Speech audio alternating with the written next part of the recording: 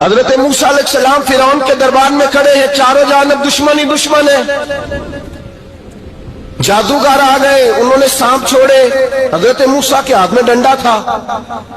حضرت موسیٰ کہتے ہیں یا اللہ کیا کروں؟ تو اللہ تعالیٰ نے فرمایا اپنا عصا پھینک دو۔ کہنا چاہیے تھا نا کہ یا اللہ ایک ہی تو شے ہے، اتنے سانپ ہے، بچانے کے لیے ڈنڈا ہے وہ پھینک دوں؟ ڈنڈا پھینکا جاتا ہے، سانپ کو دیکھ کر کے قابو کیا جاتا ہے۔ یہ میرا اور آپ کا ذوق ہے نا، لیکن انبیاء کرام کا انداز ملاحظہ کیجئے میرے عزیزو۔ اللہ فرماتے ہیں ڈنڈا، اے موسیٰ ڈال دے اپنا عصا۔ پہلے نہیں فرمایا کہ سانپ بن جائے گا، فرمایا بس تو ڈال دے۔ میں اور آپ ہوتے ہیں تو سامنے ہے، ڈنڈا ہاتھ میں ہے، ہم کہیں گے عجیب بات ہے، یہی تو دفاع کی چیز ہے، اسی کو ڈال دوں تو بچوں گا کیسے؟ کہا ڈال دو، تو حضرت موسیٰ نے ڈال دیا۔ کہا میرے رب کا حکم ہے تو میرے لیے بہتر ہی ہوگا۔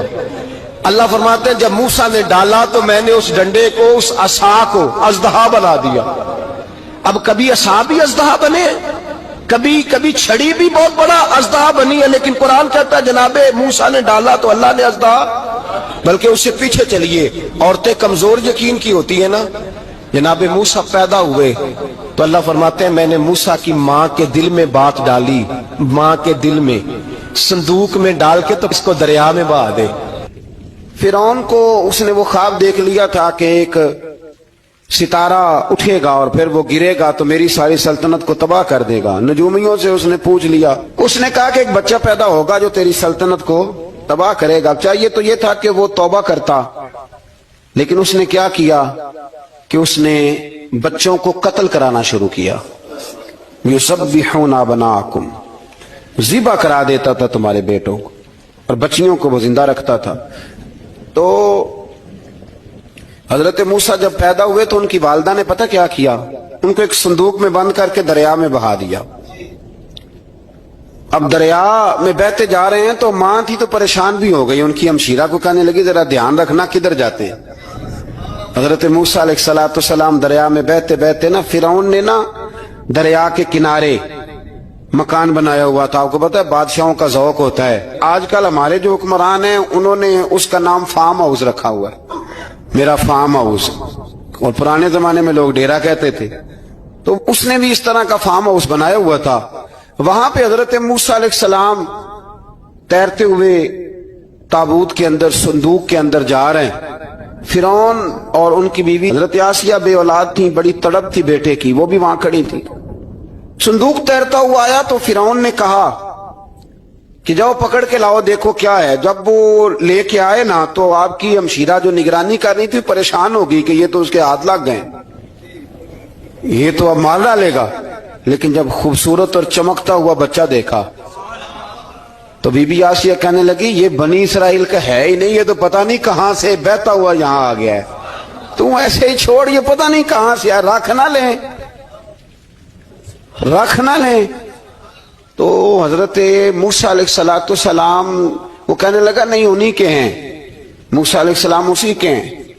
تو آسیہ کہنے لگی تیرے تو سر پہ نا بس بھوت ہی سوار ہو گیا، ہر وقت وہی لوگ تجھے یاد رہتے ہیں، پتہ نہیں کہاں سے بہ کے آیا ہے۔ اب رکھ لیا، مان گیا فرعون۔ آپ فرعون کے گھر میں جو اس لیے بچے مروا رہا تھا کہ میری سلطنت حضرت موسیٰ پیدا نہ ہو جائیں، تو اسی کے گھر میں پرورش پانے لگے، اسی کے گھر میں۔ اب عورتیں منگائی گئی دودھ پلانے کے لیے، تو حضرت موسیٰ علیہ السلام کسی بی بی کا دودھ نہیں پیتے، تو آپ کی ہمشیرہ نہ وہیں دائیں بائیں گھومتی رہتی۔ تو کہنے لگی جناب آسیہ سے کہ میں ایک بی بی کو جانتی ہوں، بڑی صاف ستھری ہے، مجھے امید ہے یہ بچہ اس کا دودھ پیے گا۔ تو فرعون کہنے لگا دوڑ کے لا، تو وہ اپنی والدہ کو لے کے آئیں تو حضرت موسیٰ نے فوراً دودھ پینا شروع کر دیا۔ فرعون کو پھر تھوڑا شک ہوا۔ ایک روایت یوں بھی لکھی ہے بعض لوگوں نے کہ فرعون ایک دن اٹھایا ہوا تھا حضرت موسیٰ کی ابھی تھوڑی سی عمر تھی، تو آپ نے اس کی داڑھی پکڑ کے تو ایک گھونسا دے مارا، جلالی تو شروع سے ہے نا۔ تو کہنے لگا آسیہ تو مان نہ مان یہ بچہ وہی ہے۔ تو حضرت بی بی آسیہ کہنے لگی کہ تجھے غلط فہمی ہے، یہ وہ نہیں ہے۔ اس نے کہا دیکھو نا یہ تو اٹھاتی ہے تو پیار کرتا ہے، اور میرے جب قریب آتا ہے تو اس کے لب و لہجے میں تلخی محسوس کرتا ہوں۔ اس نے کہا بچوں کو کیا پتا۔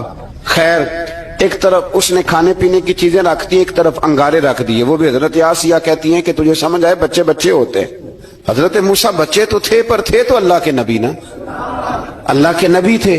جب اس نے کہا نا یہ بچے ہیں، تو حضرت موسیٰ علیہ السلام بجائے انگاروں کی طرف جانے کے، نبی تھے، وہ سیدھے کھانے پینے والی چیزوں کی طرف بڑھنے لگے.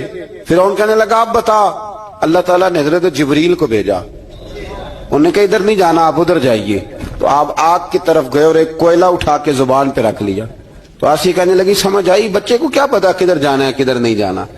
اگر وہ اتنا ہی خیال ہوتا، وہی بچہ ہوتا تو آگ.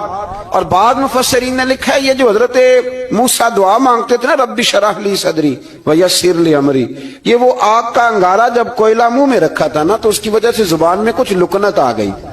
تو آپ دعا کرتے تھے کہ یا اللہ میری زبان کی وہ بند گرا کھول دے تاکہ میں کھل کے فرعون کے سامنے بات کر سکوں. وہیں حضرت موسیٰ پلنے لگے، وہیں پلے، وہیں جوان ہوئے، وہیں اللہ نے ساری دولتیں دی. بہن بھی ملی، ماں بھی ملی، اور سارے عزیزوں کا پیار بھی ملا.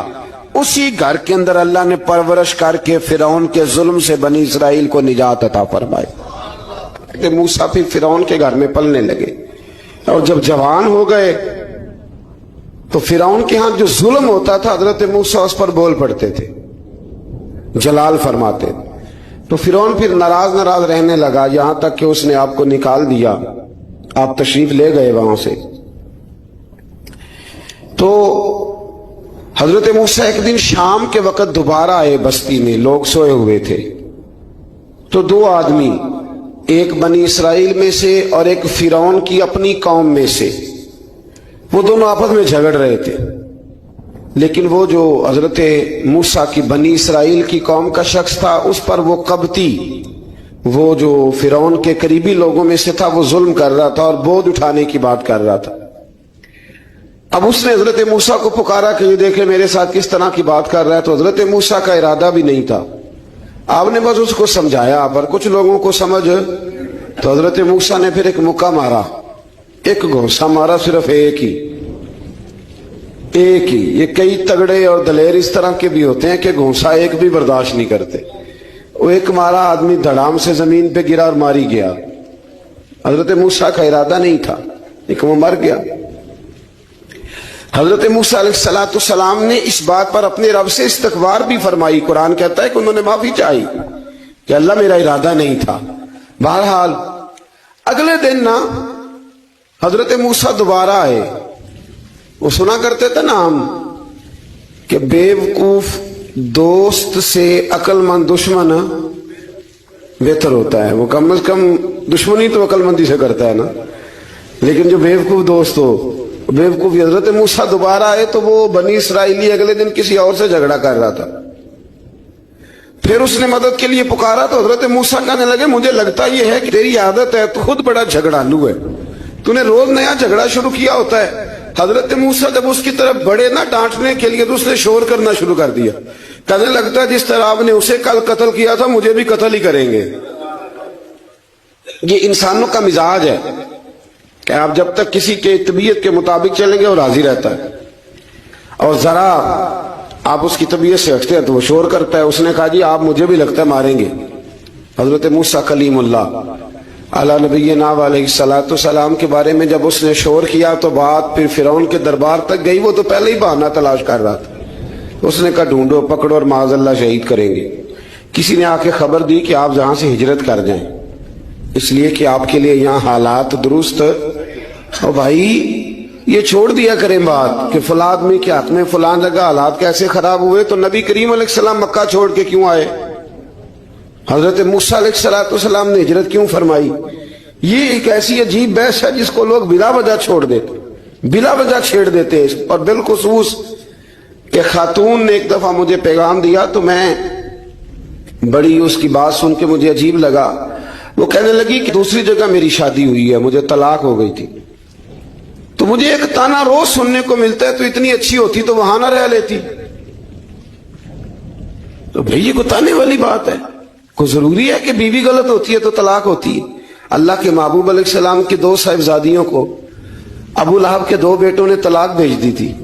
کس کی غلطی تھی؟ تو آپ کیا کہہ سکتے ہیں یہاں کیوں طلاق؟ تو اتنی جلدی بات تھوڑی کر دیں گے آپ، تھوڑی احتیاط فرمائیں بولنے میں. تو حضرت موسیٰ علیہ السلام وہاں سے نکلے اور آپ مدین کی طرف چلے گئے. مدین وہ علاقہ تھا جہاں فرعون کی حکومت کوئی نہیں تھی. حضرت موسیٰ جیسے ہی وہاں پہنچے تو ان کے اندر ایک جذبہ تھا, ظلم ہوتا نہیں دیکھ سکتے. جب وہاں پہنچے تو انہوں نے دیکھا لوگ اپنے اپنے جانوروں کو گھاٹ پہ پانی پلا رہے ہیں, اور دو خواتین ہیں وہ بالکل پیچھے کھڑی ہیں. تو حضرت موسیٰ کلیم آگے بڑھ کے کہنے لگے تم کیوں نہیں پانی پلاتی؟ تو وہ کہنے لگی ہمارا بھائی کوئی نہیں, باپ ہمارا بوڑھا ہے. اللہ اکبر. مجبوری یہ ہے, ہم ہیں بھی پردہ دار گھرانے کی, مجبوری ہماری یہ ہے کہ جب تک یہ سارے لوگ پانی پلا نہیں لیں گے اتنی دیر تک ہماری باری نہیں آئے گی. تو حضرت موسیٰ کلیم اللہ علیہ السلام فرمانے لگے اچھا یہ بات ہے تو جانور مجھے دو. وہ ہو یہ رہا تھا کہ چونکہ مرد پانی پلا رہے تھے تو اور جتنے بھی مرد آتے جاتے تھے وہ گھستے جاتے تھے, اور عورتیں بیچاری کھڑی تھیں. حضرت موسیٰ جھٹ سے آگے بڑھے, پیچھے ہٹو. ان دو خواتین پاک باز عورتوں کے جانوروں کو پانی پلایا, اور پھر آپ دوبارہ وہیں بیٹھ گئے. وہ بیویاں جلدی جلدی گھر گئیں, جا کے اپنے والد سے کہنے لگی ابا جی کمال ہو گیا, اس بستی میں ایک ایسا آدمی ملا ہے جو عورتوں کی طرف دیکھتا ہے تو نیکی کرنے کے لیے آگے بڑھتا ہے, جو مجبور اور بے کس کے لیے اچھے جذبات رکھتا ہے. فرمایا جلدی لاؤ. کچھ مفسرین اور طرف بھی گئے ہیں لیکن جمہور نے لکھا ہے کہ وہ حضرت شعیب علیہ السلام تھے. حضرت شعیب نے گھر بلایا, اپنی ایک بیٹی کو بھیجا, فرمایا بیٹے بلا کے لاؤ. وہ جب گھر آئے تو آپ فرمانے لگے آپ میرے ساتھ اجرت طے کر لیں, 8 سال یا 10 سال آپ میری بکریوں کو چرائیں, میرے گھر میں رہیں. اور پھر فوراً ہی فرمانے لگے اگر آپ ہمارے گھر میں رہیں گے دیکھ بھال کریں گے تو میں اپنی ایک بیٹی کا نکاح بھی آپ کے ساتھ کر دوں. تو 8 سے 10 سال حضرت موسیٰ نے وہاں قیام فرمایا. اور پھر جب آپ کا نکاح ہو گیا تو آپ اپنی بیوی کو لے کے مصر کی جانب جا رہے تھے. تو رستے میں نا ٹھنڈ زیادہ ہو گئی تو اپنی زوجہ سے کہنے لگے وہاں آگ جل رہی ہے, میں تیرے لیے آگ لے کے آتا ہوں تاکہ تو تاپ سکے, گرمی حاصل کر سکے. وہاں گئے تو درخت سے آواز آئی موسیٰ میں تیرا رب ہوں. درخت سے آواز آئی موسیٰ میں تیرا رب ہوں. اور حضرت موسیٰ کلیم اللہ کو وہاں وحی آنی شروع ہوئی. وہاں وہیں اللہ تعالیٰ نے انہیں وہ عصا عطا فرمایا جو پھر بعد میں اژدہا بنتا تھا. رب کریم نے وہیں حضرت موسیٰ کلیم کو وہیں ید بیضا عطا فرمایا. اپنا ہاتھ گریبان میں ڈال کے نکالتے تھے تو چاند اور سورج کی طرح روشنی دیا کرتا تھا. ید بیضا لیے بیٹھے ہیں اپنی. میں کبھی کبھی کہا کرتا ہوں کہ مولا کے دینے کے انداز بڑے انوکھے ہیں. بھائی یوسف کو کنویں میں پھینکتے ہیں تو اللہ مصر کا حکمران بنا دیتا. تو پھر حضرت موسیٰ وہاں سے واپس آئے اور آ کر کے آپ نے دوبارہ وہ سارا نظام زندگی شروع فرمایا. موسیٰ علیہ السلام نے ان کو دعوت حق دی اور کہا کہ میں تمہارے پاس واضح نشانیاں لایا ہوں, بنی اسرائیل کو میرے ساتھ بھیج دو. فرعون نے معجزات پیش کرنے کے لیے کہا تو حضرت موسیٰ علیہ السلام نے اپنا عصا زمین پہ ڈالا, اپنا عصا, اپنی چھڑی, اپنا ڈنڈا زمین پہ ڈالا تو وہ ایک واضح اژدہا بن گیا. پھر حضرت سیدنا موسیٰ علیہ السلام نے اپنا ہاتھ گریبان سے نکالا تو وہ دیکھنے والوں کے لیے روشن ہو گیا, ہاتھ کے اندر نور پیدا ہو گیا. ید بیضا لیے بیٹھے ہیں اپنی آستینوں میں. فرعون کے سرداروں نے حق کو قبول کرنے کی بجائے اسے جادو قرار دے دیا اور کہا کہ یہ تمہیں اپنے ملک سے نکالنا چاہتا ہے. انہوں نے کہا اس معاملے کو ذرا ڈھیل دو اور جادوگروں کو جمع کرو. جادوگر آئے, انہوں نے فرعون سے کہا کہ ہم حضرت موسیٰ کے مقابلے میں جادو تو دکھائیں گے معاذ اللہ, لیکن اگر ہم غالب آ گئے تو پھر ہمارا انعام کیا ہوگا؟ سودا پہلے طے کرنا ہے, کیا انعام ملے گا؟ اس نے کہا کہ اگر تم غالب آ گئے تو میں تمہیں اپنا قریبی بنا لوں گا. بادشاہوں کا قریبی ہونا بھی تو بڑی بات ہے نا, لوگ بڑے پاپڑ بیلتے ہیں قریبی ہونے کے لیے.